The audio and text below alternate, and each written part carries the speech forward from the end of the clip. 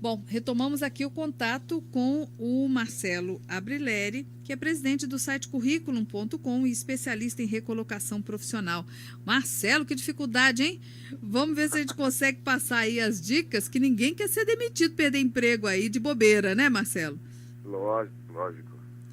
Marcelo, sempre a empresa dá um sinal de que aquele empregado está correndo risco? Olha, eu não vou dizer que sempre ela dá, mas eu diria que na maior parte das vezes, sim, ela dá. Uhum.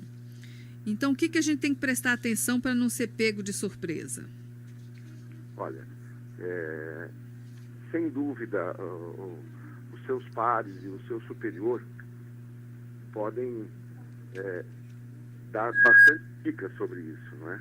Uhum. Então, você está participando de reuniões ativamente, de repente você deixou de participar de reuniões, você percebe que as tarefas que antes eram dadas a você agora passaram a não ser mais assim. Coisas como essa realmente são grandes dicas que podem ajudar a gente a não cair mais, não cair mais não é a palavra, mas não ser surpreendido, não é? Uhum. Quando uma má notícia vem. Agora, sem dúvida, a maior parte da responsabilidade está conosco mesmo, sempre, né? Uhum. Então, o que a gente precisa é estar sempre disposto, não é?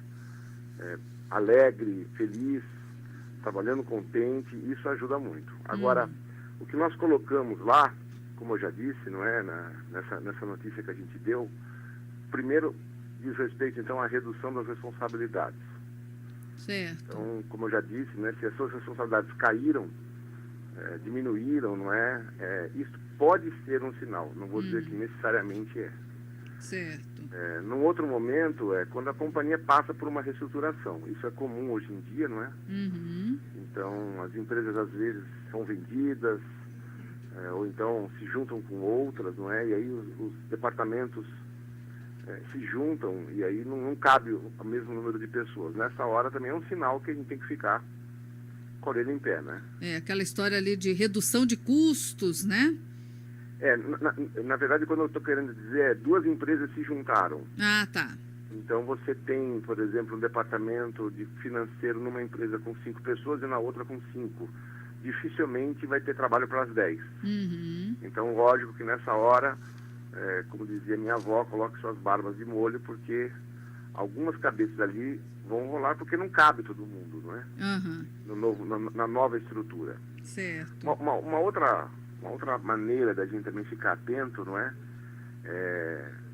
Se a gente conseguir, de alguma forma, saber como que está indo a empresa. Então, se os negócios não estão indo bem, então aí sim o que você acabou de falar, redução de custos, não é?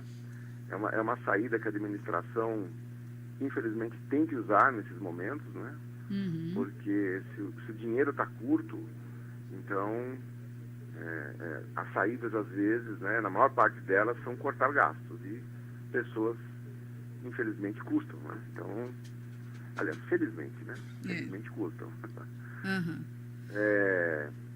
Bom, os outros 2 pontos eu já mencionei, não é? Que é de venda e união.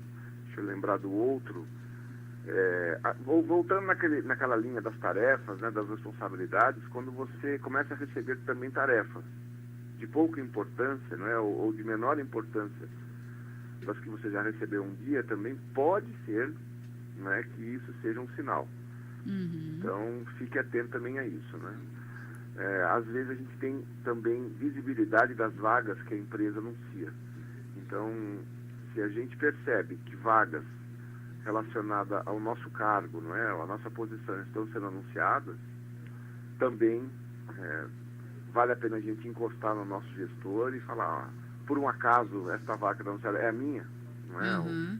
Eu acho que nesta hora, né, quando a vaga foi anunciada, pode ser muito franco, né? Uhum. Porque não é correto o colaborador ser pego de calça curta aí, né? Uhum. E eu diria que, por fim, como eu também disse no começo, se você tiver conflitos, não é, com seus pares ou com seus superiores, ou se você não tiver num bom relacionamento, então isso tende, não é, a, num dado momento, ter que ser resolvido. Uhum. E a resolução desses conflitos, desses problemas, pode ser pode acabar concluindo, né, com a demissão de alguém. Então, é também um risco, né? Então, a gente tem que procurar sempre um clima agradável de trabalho. Eu concordo que às vezes não é fácil, principalmente quando a gente trabalha com pessoas difíceis, não é? A gente às vezes faz a nossa parte, o outro não faz. Então, tem que ficar engolindo sapo. A vida corporativa é isso mesmo, não tem jeito, né? É. Agora tem que pensar também que às vezes esses sapos são passageiros, né? Porque o que a gente percebe é que às vezes mudam a chefia e você que antes era considerado maravilhoso pelo chefe anterior, às vezes até por pirraça, né? Vai para Berlinda, né? Ou então pela própria visão do novo profissional que assume a chefia, o seu trabalho já não é visto com os mesmos bons olhos, né? Então a pessoa também tem que ficar muito atenta, né? Não é ser puxa-saco, né, Marcelo? Você falou um ponto muito, muito legal. É normal que o chefe novo, ele queira imprimir o seu ritmo. E isso é normal, né? Até no mundo animal, quando um leão assume, né, um bando de leoas, não é? Ele extermina os filhotes do leão antigo. Então é normal que isso aconteça, porque o chefe novo, ele quer mostrar que o que vai acontecer dali para frente tem a marca dele, tem a impressão digital dele. Então, se você, por um acaso, veio de uma gestão antiga, não é? A melhor coisa a fazer é buscar o alinhamento com este novo chefe o mais rápido possível. Então, estar bastante atento e perguntando, não é? Se ele concorda, olha, a gente sempre fez assim, você gostaria que eu continuasse fazendo assim, ou você tem uma sugestão para que seja feito de uma forma diferente, sabe? Uma postura bastante, eu diria até humilde a palavra, e compreensiva de que esse novo chefe vai querer transmitir para a direção que a partir de agora as coisas são diferentes, ou é o jeito dele. Então, se submeta e se adeque, né? Quanto mais duro a gente for, pior.